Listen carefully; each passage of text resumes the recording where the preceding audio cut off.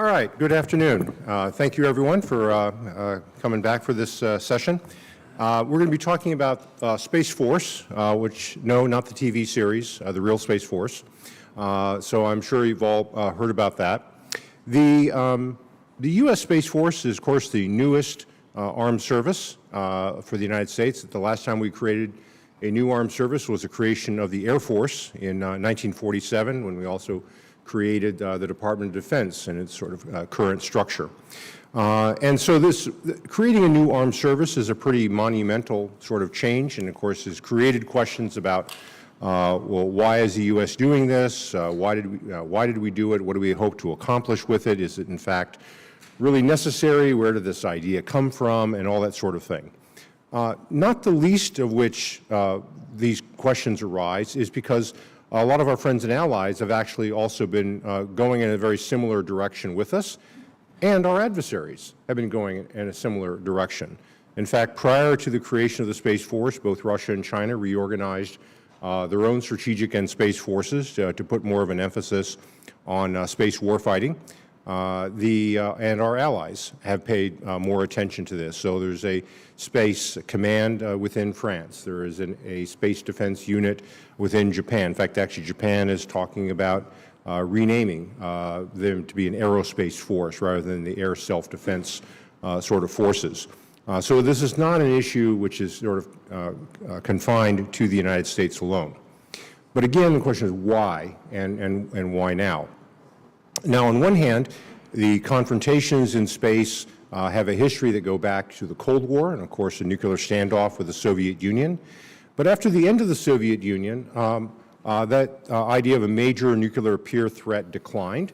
We, of course, went through a period, of course, of regional conflicts and subnational conflicts that certainly occupied attention. 9/11 certainly occupied attention for a global war on terror for many years. But the kinds of insurgency forces we were facing in Afghanistan and Iraq were not space-capable forces. So space was largely a sanctuary. We could operate from space pretty much with impunity. We didn't have, again, a major peer competitor like the Soviet Union to worry about, and so we could afford to really treat space as a sanctuary. Well, what changed is probably can be marked in several ways, but probably most notably was the 2007 Chinese ASAT test. The United States had last tested a destructive ASAT in 1985. We blew up one of our own satellites, created a lot of debris, and decided that was a bad idea and we're not going to do that again. The Soviets certainly had done destructive ASAT testing themselves and then had really paused a lot of that. China's destructive ASAT test created lots of debris, much of which we're still sort of struggling with. We occasionally have to maneuver the space station to get it out of the way of debris. It was followed by tests by India and then by Russia in November of 2021, a bit before the Ukrainian invasion. And so ASAT testing has come back to a fore. With the Ukrainian invasion, we've also seen increases in electronic warfare, hacking attempts, some fairly sophisticated against our communication satellites. My colleague, J.P. Parker here, will talk a little bit more detailed about those kind of threats. And so space as a warfighting domain has come to the fore, had been coming to the fore for some time. It was first really more openly acknowledged in the Trump administration, and I'm actually pleased to say that it's survived the transition and the issues have been continued by the Biden administration on a bipartisan basis. But again, this question of where does this idea come from? Is this something that President Trump just thought up, which I know people sometimes ask me about? And the answer is no. Really, since the end of the Cold War, if not longer, people have been looking at how to integrate air and space capabilities more directly. My basement is full of studies about air and space integration. I used to work at the RAND Corporation. Several of those studies were co-authored by my wife, but that's another story. And in working through these issues of how to integrate space into our military forces, the effort was made over and over and over again to do so within the existing Department of the Air Force. And despite individual successes here and there, I have to say overall it didn't work. And so when it came time in the Trump administration to relook at this question about how do we respond to space being more of a warfighting environment, and we looked at the history of studies going back 20 years of different formations, we realized that there were really 4 options ahead of us, and this was worked out with the Office of Management and Budget, National Space Council, and National Security Council. One was to create a separate service, a completely different department, a department of the Space Force. Second option was to create a Space Corps, like the Marine Corps is within the Navy, and this was something that the House, for example, had already had legislation on. Mike Rogers and Jim Cooper, on a bipartisan basis, had led thoughts of a Space Corps. Door number 3 was to create a civilian technical agency, kind of like the Missile Defense Agency, that would create capabilities and then present them to military forces to be used the way we do with missile defense.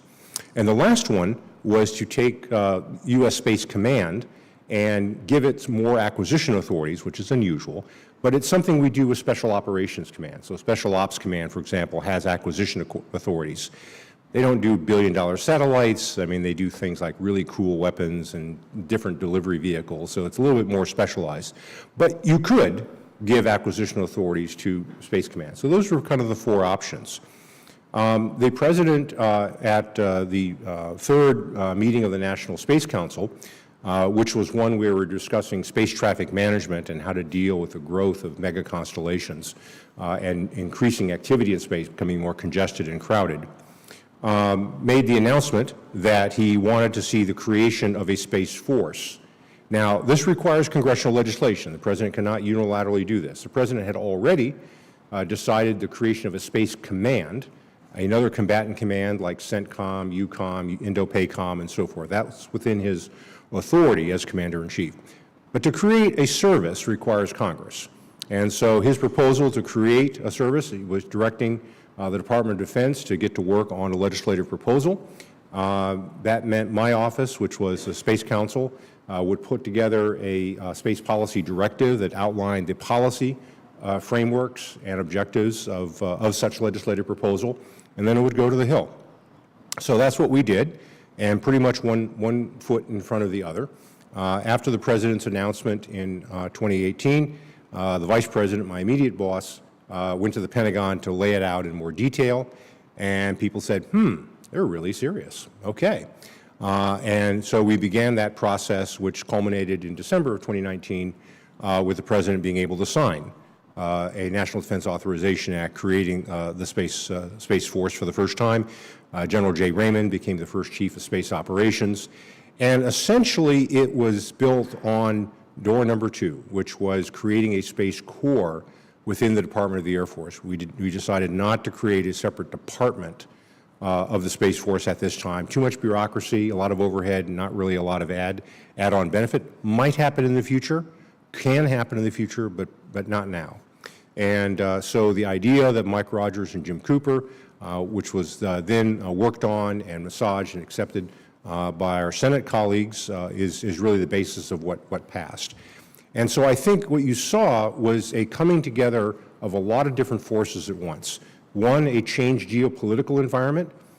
Second, a president who was determined to make sure that American forces would be able to respond to changing new threats. 3, a Congress that had already been thinking about this for some time and was ready to move. And then all of those pieces and a number of people all played a role in bringing together Space Force at that time. The Space Force is incredibly small. It is smaller than the Coast Guard. This is not an industrial age kind of force. We don't have computer nerds with keyboards charging up a hill somewhere. This is not a mass human sort of activity. This is individual specialists, highly skilled, having global effects. The 24 people who man the Second Space Operations Center at the 50th Space Wing that run GPS have a global effect that really is not matched by anybody except maybe occasionally a Special Forces team now and then, but they have global effects. And space is an incredibly important environment in which a small number of people have really, really dramatic global effects and is central. And right now, the job of the Space Force, and we'll hear more on this again from my colleagues, is primarily of a service provider. It is not about fighting a war in space. It is not about protecting a lunar colony or anything like that. It is about providing services to combatant commanders who need space. So INDOPACOM, EUCOM, especially CENTCOM, they need all the services that space provides. That's a dial tone. That, when you pick up that phone, you expect that tone to be there. And that's what they provide. Now, as we've seen, Chinese and Russian counterspace threats coming up, both jamming and kinetic weapons and a variety, there are threats to our space assets in a way that didn't exist a decade ago. And so in that situation, we need to be able to defend those assets. We may rely upon things in space, but probably more likely we're going to rely on forces on the ground to make sure that we continue to protect what's off in space. But again, the Space Force provides services, what's called a training, organizing, equipping, and presents those to Space Command, which then on a joint basis with the Army, Navy, Air Force, Marines, and Coast Guard provides combatant solutions for each particular region. So fairly traditional in some ways and then fairly new and innovative in others. With that, let me pause and turn over to my colleague, J.P. Parker, talking more about the threat and how we got to this point. J.P.?